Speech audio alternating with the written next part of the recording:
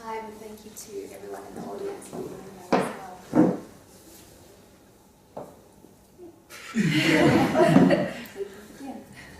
Are we ready, Francis? Yes. Great. Alright, so please just tell us a little bit about what you do here at WITS and in the psychology department specifically. I've basically been in the WITS psychology department almost since I was a student. So kind of in my second year, I was doing the research design and analysis courses at WITS. So that involves the statistics and what. I kind of did, I think, okay in that, because the next year WITS was short-staffed. And they came and they asked me, don't you mind, we're short-staffed, will you help us to tutor the second years? And I said okay, and that was kind of like the start of everything. So I'm one of those people who never left campus, because after my third year I carried on with my honours, but in my honours year they were still short-staffed, and they said, do you mind filling in? And I said, that's great. And then at the end of my honours year they said, well, we now have a position open, do you want to work for us? And I, yeah, okay, why not? And yeah, then I kind of stuck around at WITS, and I started off in a junior lecturer position. And then through the years, and in between getting married and my two kids, I kind of went junior lecturer, senior lecturer, and then professor. So it sort of happened by default. Actually, default, yeah. Or destiny, I don't know. Okay, all right. Yeah. And would you have chosen another path, or are you content? I think I'm quite happy in it. Like all other students who do psychology, when I matriculated, I kind of wanted to do psychology. My parents didn't want me to. They actually wanted me to do medicine. So, like all other Indian parents, I did actually get in for medicine, and they were extremely furious when I said I'm not doing it and I'm doing a BA out of all things, and I'm going to major in Psych and English.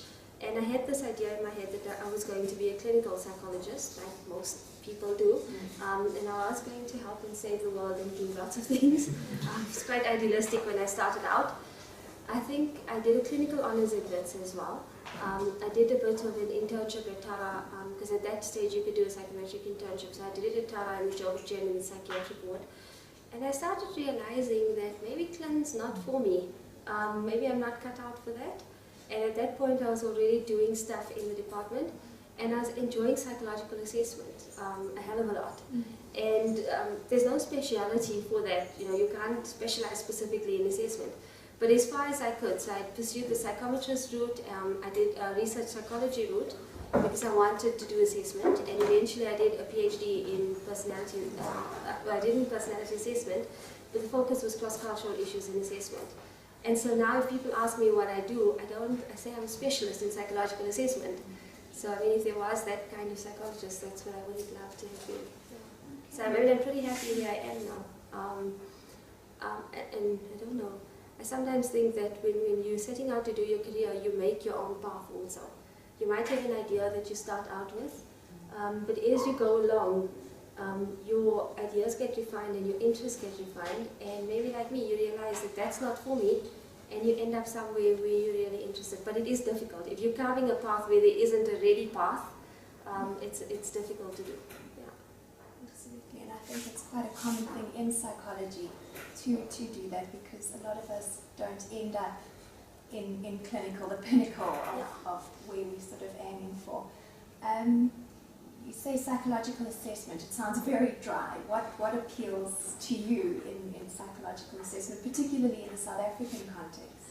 Well, I think people underestimate psychological assessment, and particularly in the South African context, because we have a lot to contribute research-wise and test development-wise, because we have a very unique population. And there are very interesting things that we can do also, because as South Africans we approach things very differently from the rest of the world.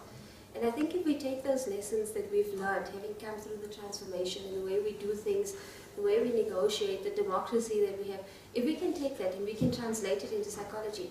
Now we do that when we do critical social psychology, people do it in other areas. But in psychological assessment, we're still just starting out on that. So, I mean, people generally perceive that as this quantitative, here's a test and you do it. And that doesn't work in the South African context.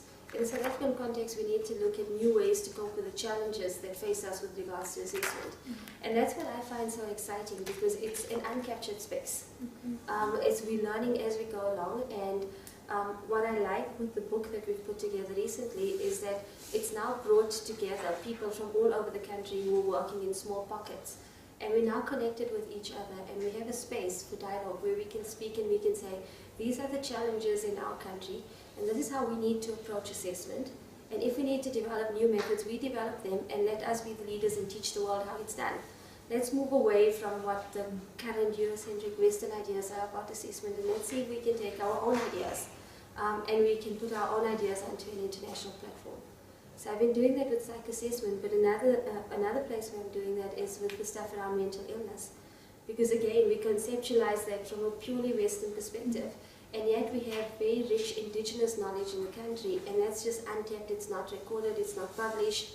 And one of the other things I've started working on is taking that knowledge, working with my students, because students also bring in this knowledge, but they're so scared to share it with the lecturer because you think it's inappropriate and it doesn't apply because it's not in the textbook. So we need to share that knowledge, we need to get it published, and we need to develop our own thought systems and see how we can incorporate that into how we deal with both with research and practice issues in South Africa. Okay, interesting. Just in terms of psychological assessment, in terms of how we see mental health here, how do you see it? Are things shifting? Are we sort of making our own space globally? How do you see it playing out? I think we are starting to get recognized globally. Having the ICP conference last year gave us an excellent platform, and that has let people see what we have available in South Africa and what we're doing. And various people at all the institutions have made good networks, and they're pursuing that. Having been to other national and international conferences as well, I see that there is increasing recognition for South African scholarship. But what I'm also very pleased to see is I think there was a lull in South African scholarship in previous years where you didn't see too much being published. But in the last 2 or 3 years, people are publishing and you're seeing new work coming out. And even if you look at issues of the South African Journal of Psychology, like the last 2 that have come out, it's interesting stuff coming out, and people are engaging with how we do this in South Africa and how we do it differently. And so yeah, I mean, I think we're starting once again to go where psychology was maybe decade and a half ago. So I mean, also the inaction that we have as our conference theme. I think we're moving from inaction, where we were a bit sleepy for a while, and we are now in action. You mentioned to me earlier when we were chatting, just in terms of that interface between psychology and religion, which I find quite fascinating. I managed to read 1 or 2 of your articles that you've published. Tell us more about your interest there and the personal significance, perhaps, of that to you. I think for me that interest develops because I am a Muslim woman. But I also have to negotiate that identity because I don't really fit the mold of a Muslim woman, but then I don't fit the mold of just, and it's part of negotiating my identity also within the psychological space, particularly when I entered WITS, because I entered WITS at a time when we were kind of near transformation, but not quite there. So if you looked at postgraduate psychology, it was still very white. And if you looked at the composition of the honors class as well, it would be like 20 students, but if you were like one Indian or whatever that got in there, you were like really lucky. So I had that initially to negotiate with, but besides that, I was also a Muslim person. And while I'm not traditionally Muslim, I am Muslim, so I wear my scarf and sometimes dress with a cloak and whatever. And it was that sort of identity negotiation that made me think about, so what's the role of religion in psychology? How does it link? And it was also because my classmates were curious. Initially I was a bit of an oddity because you don't, at that point you didn't, and now on WITS you see all of this, but at that point you didn't see people dressing like that, or much less being in postgraduate studies. So that's where the interest began, and I actually did my honors study on, at that point, religion and stress. Quite an banal type thing, but I was an immature researcher. But I think that's where the whole interest developed around how you negotiate religion and psychology, and that's kind of one thing led to another, and now I'm into not just my religion, but all cultures, religions, and how we negotiate that within psychology. How do we use it to understand illness, and why is it that we only subscribe to one understanding? Why can't we see what other people believe? Why can't that be brought into therapeutic settings? Why can't it be brought into research? So, and how have you found that it's been received? Is it sort of been frowned upon? well, in South Africa, it's actually been well received. So I think South African audiences have been very open to listening to us speak. Even when we speak about sangomas and jinn, and I think the South African audience is open to it. And international audience has been quite skeptical about it, so we have tried to publish this in international journals. Some have been open, so it looks like we might have one or two potentially, but it's not your big name journals. They're still kind of very reticent, and this is, conspiracy theory, what we don't want it. But I think it's important that we get our beliefs and our knowledge systems and things that are important to us, and people need to be able to acknowledge that. And for you personally, how do you manage to reconcile your faith with psychology? Do you find there's sometimes a clash with your belief systems and the belief system of psychology? I suppose it depends on what perspective you come from. I always sometimes laugh and say it's very funny that I've got through Wits degrees, particularly postgraduate degrees, without studying much Freud. I think I align myself quite a bit with the Jungian stuff, but that's obvious. I mean, it's kind of like glaringly obvious why. But I think it's also not about this conflict between your own belief system and what psychology has. You need to be open to a variety of views, and you need to see how you can use those. So I mean, at one point, although this was abandoned basically because I don't have time and the person I was collaborating with doesn't, but we were looking at psychoanalysis in Islam, and people might think that they're totally contradictory, how can you fit them together? And actually they're not. There are certain principles, Islamic principles, that fit very well with psychoanalysis. And we were looking to write this paper on the psychoanalysis of Islam. It might happen at some point. But I mean, there are ways to take totally diverse opinions and bring them together. There will always be differences, but there are ways to marry the two.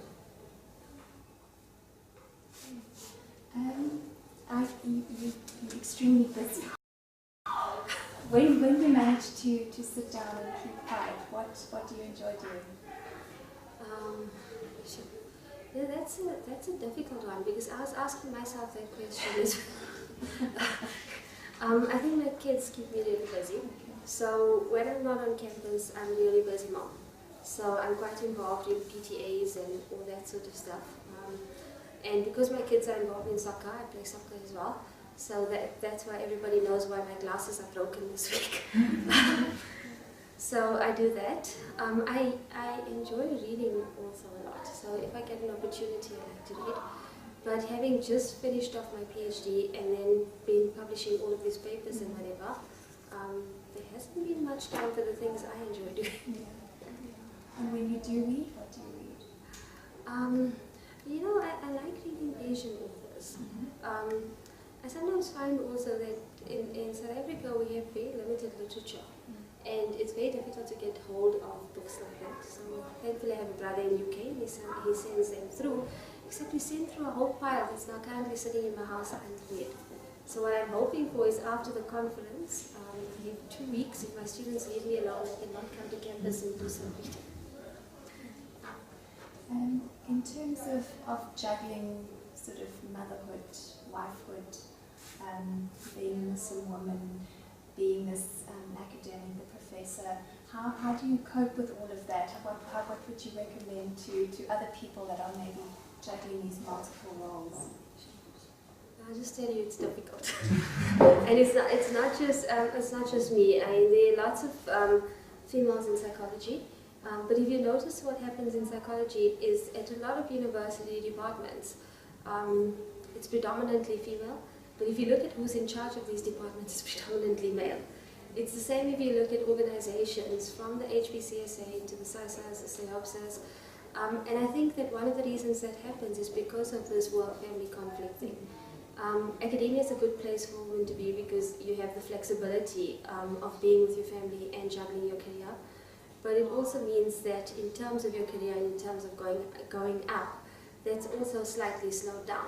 Because when I say I was a lecturer and then I became a senior lecturer and I became an associate professor, the gap between the lecturer and senior lecturer was 10 years. And the gap between senior lecturer and professor was a year.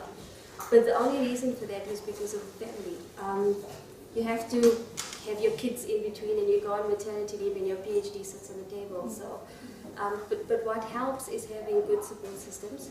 So I have a husband who's great, and I have 2 very supportive parents who assist with the kids. So if you have good support systems, I think you can juggle almost anything. What also in terms of just giving advice, getting published and that sort of thing to scholars, how do we go about finding that space? And I think the first thing about getting published is you do need to be serious about it. You need to know that I want to publish. And then the other thing about getting published, aside from that, is to try and make a set space. So the one thing I did, particularly when I was doing my first paper, was to say, I am sitting for these 2 hours on that particular day and that's all I'm doing, I'm working on it. And initially it was just sort of once a week. I only had 2 hours, but I dedicated the 2 hours to Sandra and working the paper. So you have to be serious, you have to want to publish, you have to set out some time for it, and then you have to be very ready for rejection. Because you're going to do this and you think it's ready and it gets rejected. So what? You dust off and you go ahead and you try again. But I like the conference space here because one of the other things I found about publishing is if you do a conference presentation and you just do a write-up of the presentation, that becomes the first draft for a paper. And then you refine it and it goes into publication. And particularly with this conference, if you do that draft, you're able to get it into New Voices in Psychology. And that's like a good first place to start.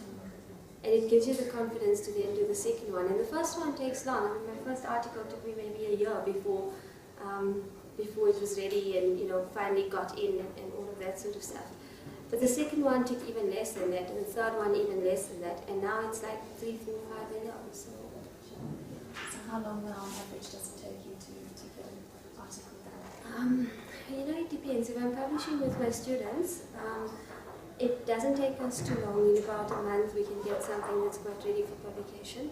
But some of the more serious, in-depth articles that I want to do, the ones that are now international standard and whatever, those take about 5 or 6 months because you want to polish and change. So it also depends on the complexity of the study, and it depends on the complexity of the ideas you want to put forward. So if it's really complex ideas that need lots of thought and engagement, those papers take slightly longer. And particularly like if it's a master's dissertation and it's done, it's quite easy to do it. I noticed that you also do community work. I don't know what you put it in. Tell us about that. Well, my community work, besides the stuff I do for the schools where my kids are, is basically, I have, being an Indian person and having grown up in the ex-Indian townships, kind of like Lanesia, Actonville, Roshni, that sort of thing, people know me quite well, and I don't do a private practice because I don't have time for it, but there are quite often people out there who need access to assessment and they can't get that because they can't afford it.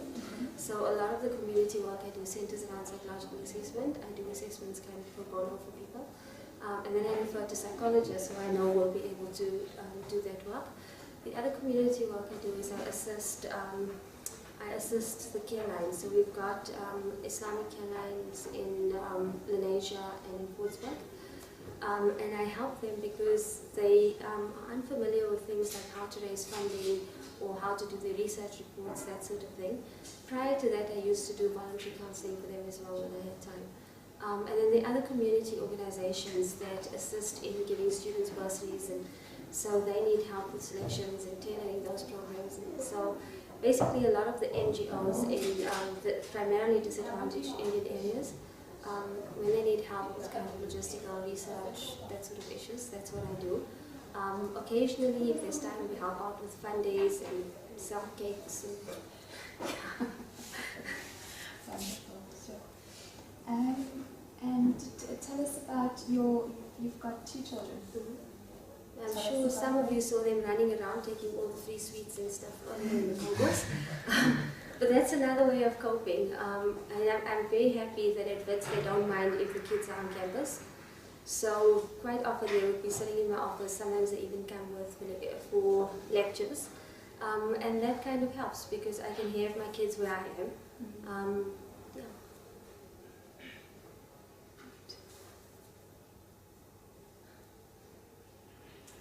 I don't know if we should open up to audience at this point. If there's any questions you'd like to ask Sumaya.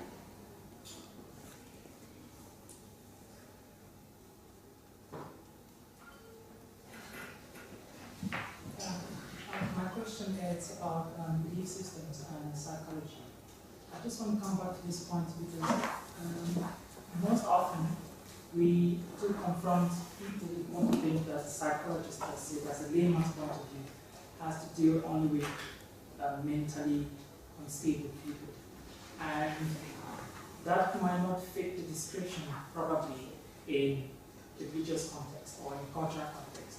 So how would you be able to explain to someone who believes that if you are, say, deranged from a psychological or clinical perspective, how can you incorporate that in your culture to even understand that it's a condition which is not related to culture or maybe not related to the belief system?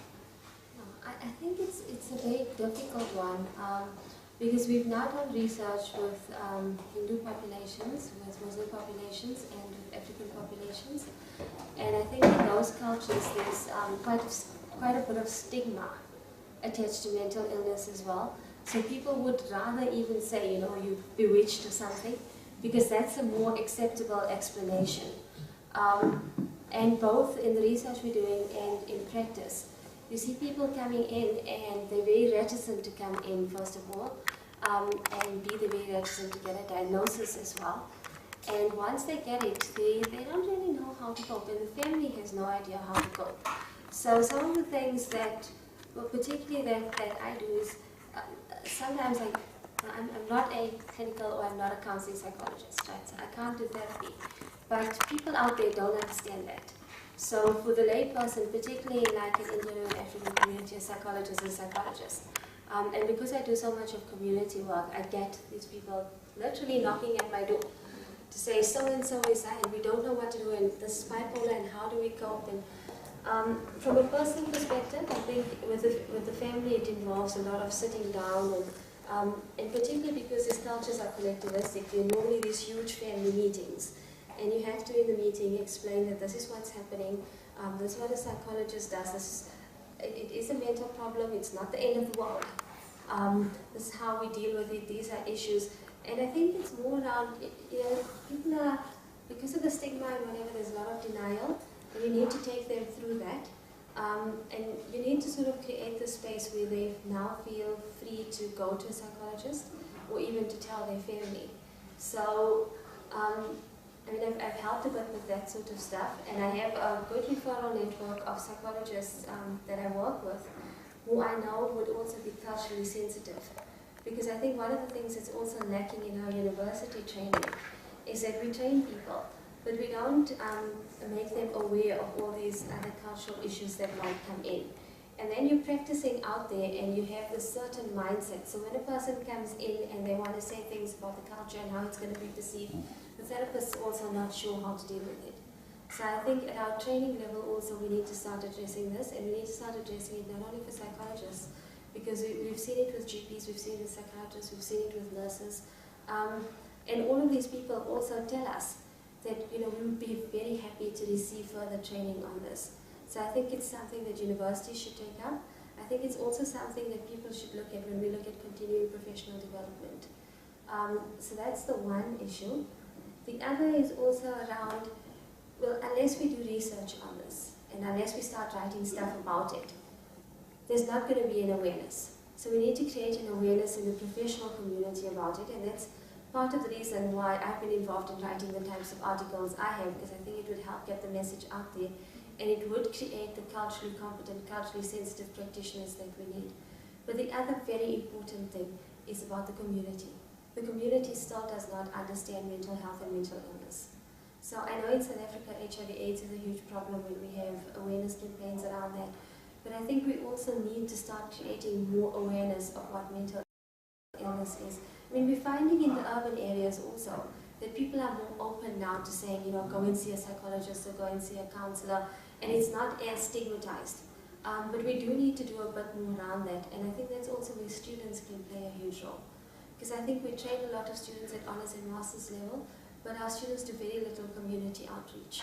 So I think that we should be involving students more in community outreach, do this sort of awareness type thing.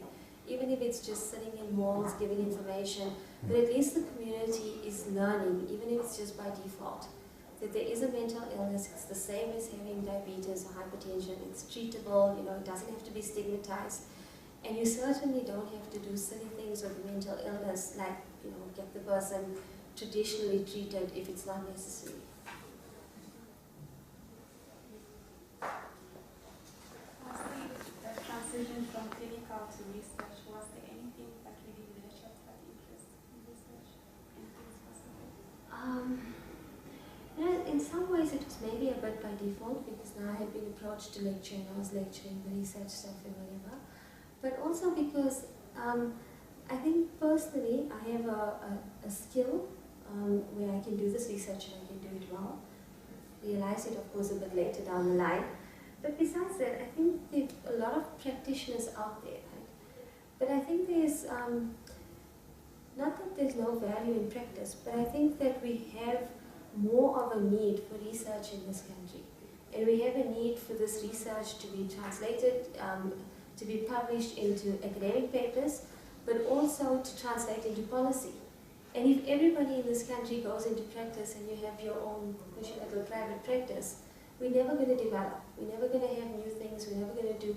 So, and I think this is the other problem. When people see psychology, they only see it as a professional profession. You become a clinical psychologist, or you become an educational, or you become an industrial, and that's what you do. And people don't see the value of being a research psychologist. And quite often when I speak to students, I say, but do you realize that a research psychologist is like a specialist on top of all other streams of psychology? Because depending on what you're researching, you're literally involved in every other aspect. And you have the power to inform developments, policies, even practice in all of these various fields. But that also, I mean, doesn't mean if you do research psychology, you only have to research. Because you also have to have a feel for the field. So that's why I encourage people to say, well, even if you're a research psychologist, learn about counseling, learn about all the other things out there, go into the community, engage with people, because that makes your research richer. It allows, I mean, that experience translates into how you write as well. So yeah, I mean, when I encourage research psychologists to go and volunteer also at like the local community clinics, I'm not doing clinical, why would I want that experience? It doesn't mean that because you're in clinical, that's all you have to do.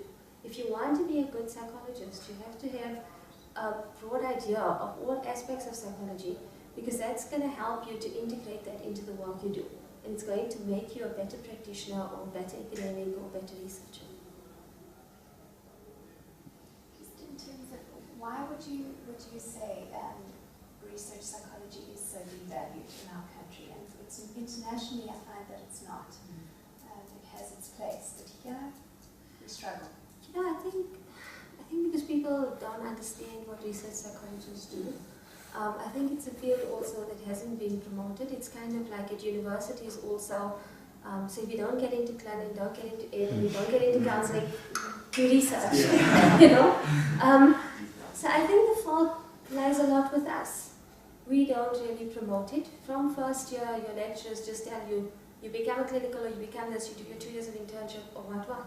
I think we need to become more proactive about what research psychology is, what we do, why it's important for the country, how it can inform change in the country. Because I think research psychologists have a huge role to play in all aspects of functioning in the country. I think as universities, we need to make that role more explicit. I think the Health Professions Council also has a role to play in making that more explicit. And I think the current batch of research psychologists in the country also have to become more active about promoting the field. So like places like SAISA has a research psychology division, that division needs to be active, it needs to be involved in things, needs to go to universities, do stuff.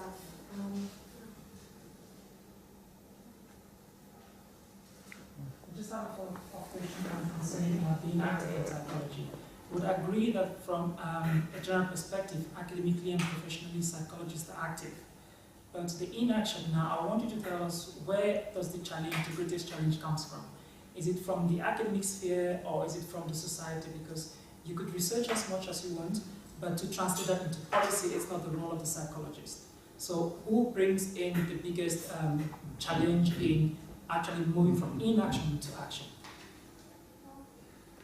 That inaction bit is a complicated one. Because yes, it is partially us as psychologists. We haven't done much. I mean, we're pretty happy where we are. I think the fact that we've hosted this conference and that it's so big compared to the other two is showing that we are no longer inactive, we're doing something.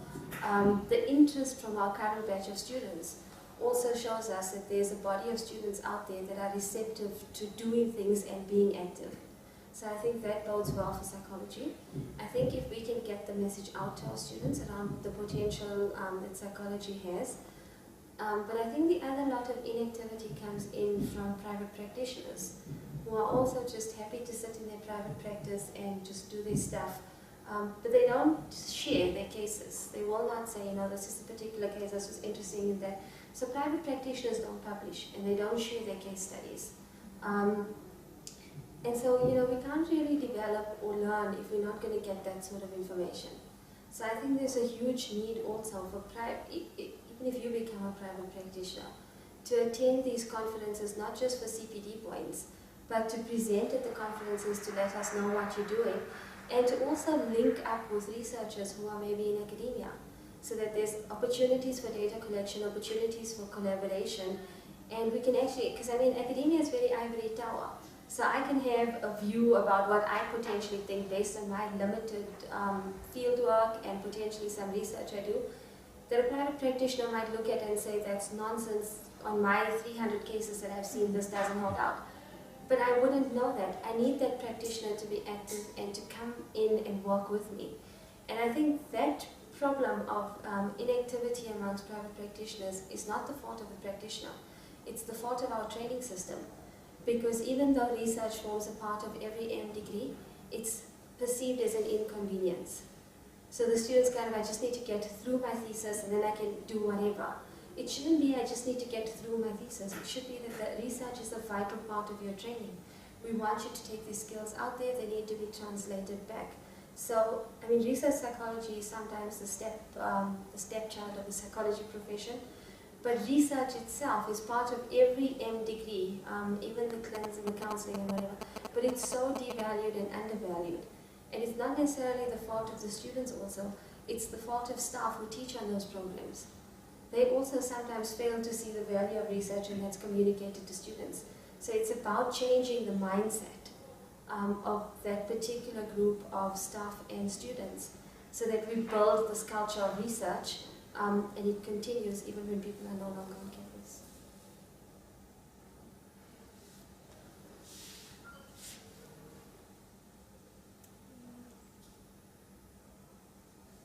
Earlier you mentioned that you have an interest in psychology. Yes. Do you have a particular interest area? Well, I've been working a lot in the area of personality theory and assessment, so that's my speciality area. But I've also worked across the board with psychometric instruments.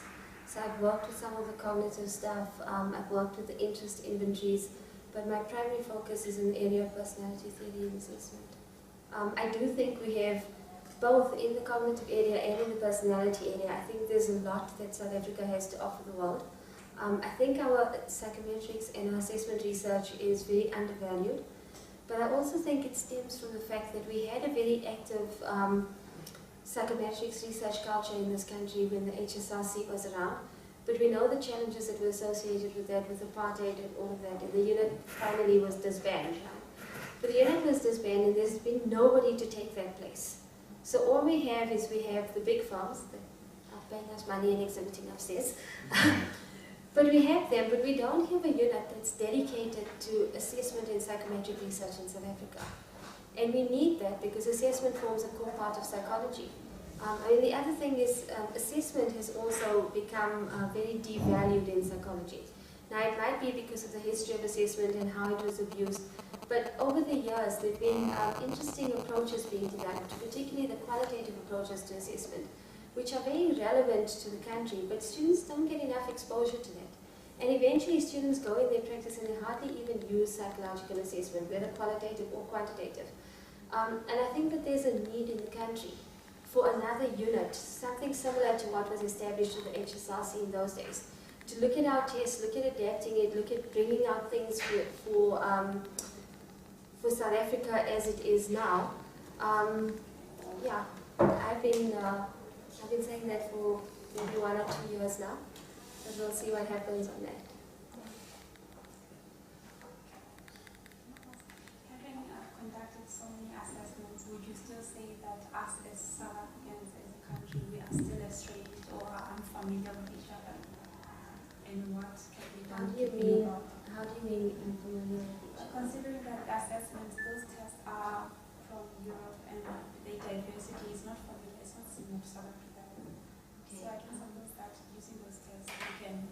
Yeah, I mean, I think it's a huge problem in South Africa that we use tests that are from overseas. Okay, but again, you know, my bigger problem with assessment is that at the moment, assessment is only available to a limited sector of the population. That sector who has the money to be able to do it, and that sector who can do those American-based tests. And there's a huge need for assessment across the board, from looking at kids at an early age, identifying kids who are vulnerable because they might have learning problems, looking at school readiness issues, and then looking at difficulties that kids may have with learning in primary school, vocational assessment in high school. We have needs for all of that, right? We don't have properly trained people, we don't have proper instruments to assess that. And because it's not going to make money for the people who are currently selling tests, nobody's interested in doing that. So my aim, or what I'd like to see happening with assessment in South Africa, is that either the Health Professions Council or government or somebody needs to wake up to that fact. That psychological assessment does have value, doesn't mean that we have to take all that overseas stuff and use it here. Like I said, there are very nice qualitative approaches that have been locally developed that we can use, that can be very effective in identifying people with problems, in aiding intervention. I mean, assessment can be used at all steps, particularly if we look at things like dynamic assessment as well. But there needs to be some sort of unit set up that can coordinate these instruments, that can develop them, that can train practitioners in how to use them. And then we can do kind of like a rollout, you know, to community clinics, that sort of thing, to make sure that the majority in this country who don't have access to it actually do get access to it. So it's a huge task, but yeah, if any of you are willing to pursue masters and PhDs in the area, we'd be grateful, and then you can join us.